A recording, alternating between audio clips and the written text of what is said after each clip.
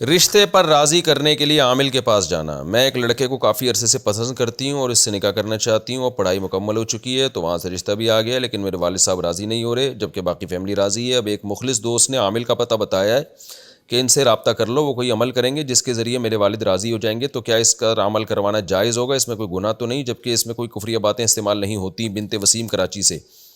بنت وسیم صاحبہ، جس عامل کے پاس آپ جا رہی ہیں پہلے تو آپ اس سے پوچھیں کہ تو جہاں جہاں چاہتا تھا وہاں تیری ہو گئی ہے؟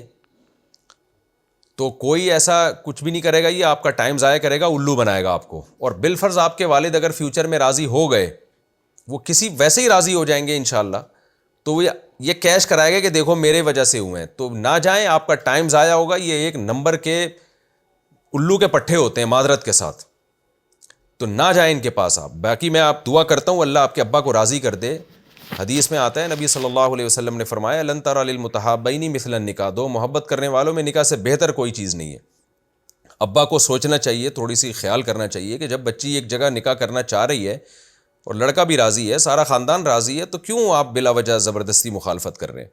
تو کوئی اگر خدا نخواستہ کوئی چرسی ہیروئنچی ٹائپ کا آدمی ہے پھر تو ایک الگ بات ہے، لیکن اگر نہیں ہے تو پھر مان جانا چاہیے، اسی میں خیر ہوگی انشاءاللہ. صلو علی الحبیب.